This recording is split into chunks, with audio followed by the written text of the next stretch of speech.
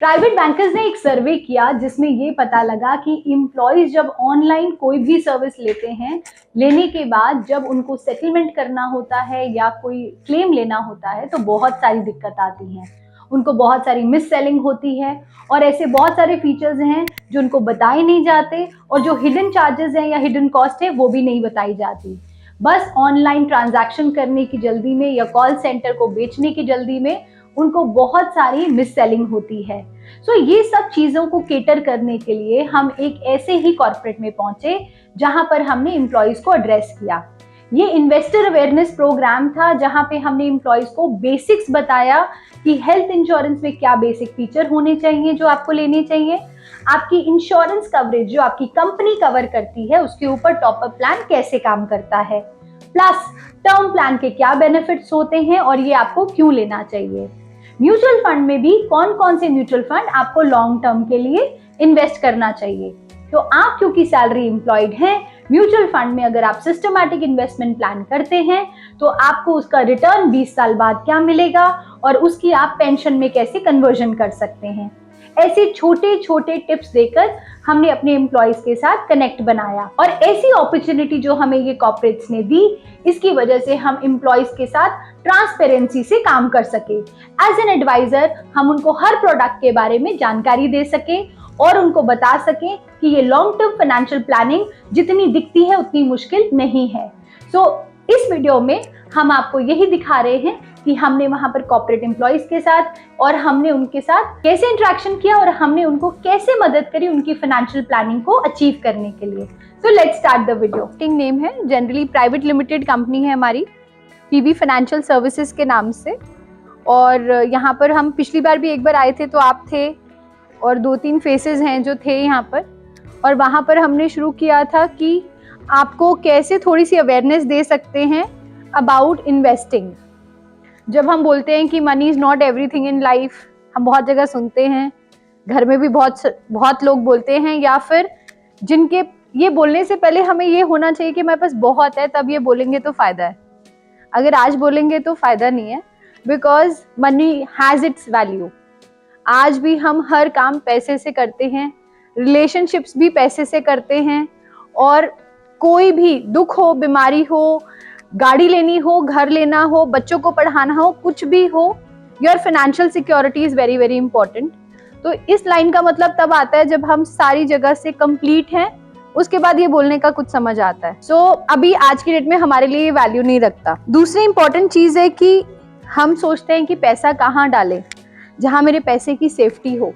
पैसा इंडिया में डालें, कई लोग बाहर भी पैसा डालते हैं। जैसे आप लोग जो इन्वेस्टमेंट करना शुरू कर चुके हैं उनको लगता है ओरेकल या बहुत बड़ी कंपनीज जैसे अमेजॉन जैसी कंपनीज ज़्यादा सक्सेसफुल हैं, तो क्या उसमें इन्वेस्ट करना चाहिए, गूगल में इन्वेस्ट करना चाहिए या इंडिया में इन्वेस्ट करना चाहिए। तो हम लोग एक सिंपल डेटा लेके आए थे, कैलकुलेट कर रहे थे कि वॉलमार्ट ने अगर पैसा बना के दिया है क्लाइंट्स को तो हमारी HDFC बैंक ने 10 टाइम्स मोर रिटर्न्स दिए हैं then Walmart of US। Simple आंकड़ा है जहां पर हम ये देखते हैं कि बहुत ऐसी कंपनीज हैं जो बहुत ही बेहतरीन परफॉर्म कर रही हैं। हमें इंडिया से बाहर जाने की जरूरत नहीं है, इंडिया में इतनी अपॉर्चुनिटीज हैं जहां पे हम पैसा डाल सकते हैं। सिंपल HDFC का शेयर हर साल 15% पे कंपाउंड होता है।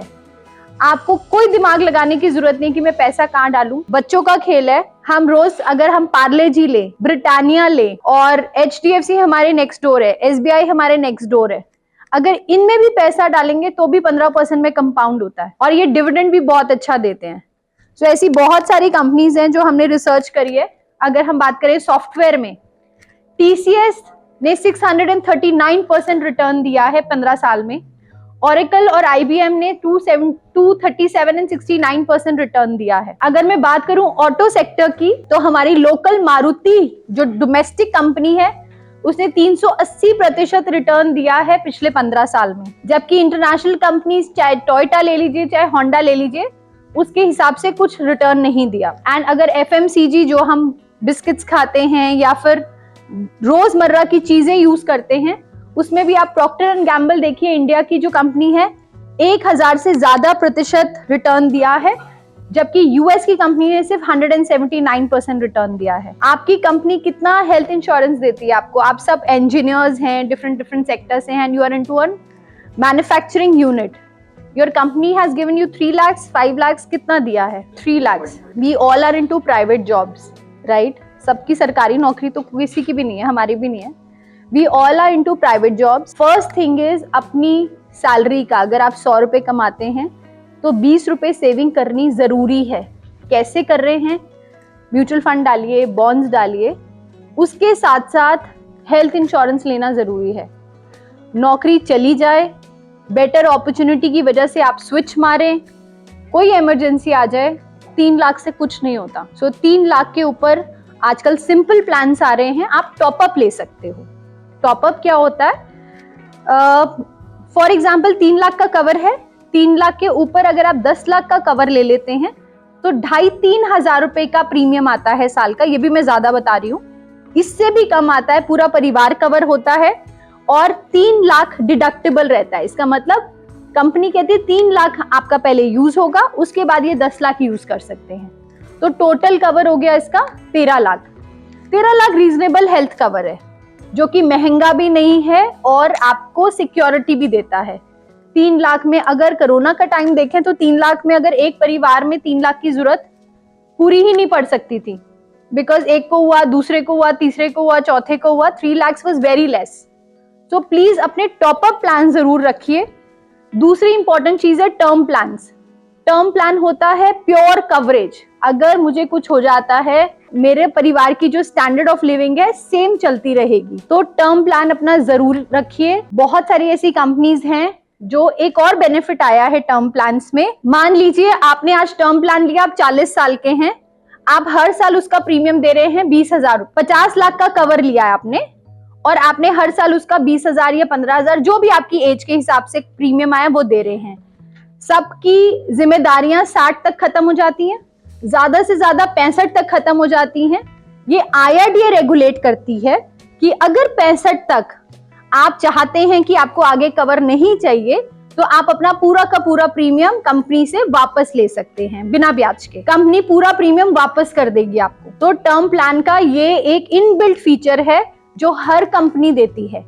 ये IRDA जो रेगुलेटर है उसने करा हुआ है। कई बार होता है ना कि पैसे दे रहे हैं, हमें कुछ मिलना तो है नहीं, अगर मर गए तभी फैमिली को पैसा मिलेगा। तो टर्म प्लान में ये इनबिल्ट फीचर है कि अगर आपको भगवान ना करे कुछ हो गया तो परिवार को पैसा, 65 साल तक आप चाहते हैं कि मेरा कवर नहीं चाहिए मुझे, तो मेरा पैसा वापस कर दिया जाए, तो कंपनी पैसा वापस कर देगी। गई हमारे कोई डेफिसिट हो गई, ट्रेड वॉर हो गया, बहुत सारे ऐसे फैक्टर्स आते रहेंगे, टेररिस्ट अटैक हो गया, डीमोनेटाइजेशन हो गई, जब नोटबंदी शुरू हुई थी मार्केट गिरी थी, कोविड में बुरी तरह मार्केट गिरी थी, पर वो हमारी अपॉर्चुनिटीज होती हैं। जब आप फर्स्ट टाइम इन्वेस्ट करते हैं ऐसी इन्वेस्टमेंट मार्केट में, तो मैं आपको सलाह दूंगी कि आप म्यूचुअल फंड के थ्रू ही इन्वेस्ट कीजिए, क्योंकि उसमें क्या होता है, आपने मेरे को 100 रुपए दिया, आपने भी दिया, आपने भी दिया, मैंने वो पैसा इकट्ठा किया और मार्केट में लगा दिया। आप वो मुझे हर महीने वो पैसा दे रहे हैं, और आप जैसे हजारों लोग एक फंड में पैसा डाल रहे हैं, तो क्या हो रहा है, वो एवरेज आउट हो रहा है। आपका पैसा भी लगा हुआ है, सेफ्टी हो गई, आपका पैसा फिर आ रहा है, सेफ्टी हो गई। तो फंड मैनेजर जो पैसा मैनेज करता है वो हर महीने ऐसा पैसा इकट्ठा करता है और मार्केट में लगाता है। आपने चाहे एक ही बार पैसा दिया हो, फिर भी आपका लॉन्ग टर्म के लिए एवरेज हो जाता है। आपको वो डरने की बात नहीं है कि मेरा पैसा डूब जाएगा क्योंकि मार्केट गिर गई है। म्यूचुअल फंड और सिप के जरिए अगर आप इन्वेस्ट करते हैं तो लॉन्ग टर्म में आपको कंपाउंड रिटर्न भी मिलता है, सेफ्टी भी मिलती है। जिस अकाउंट से पैसा जाता है उसी अकाउंट में पैसा वापस आता है। इसमें आप कहो कि मेरी मम्मी के अकाउंट में दे दो, मेरी बीवी के अकाउंट में दे दो, हम नहीं दे सकते। इतनी सेफ्टी है पैसे की। तो जिस अकाउंट से पैसा कटा, बाय डिफॉल्ट उसी अकाउंट में पैसा आएगा।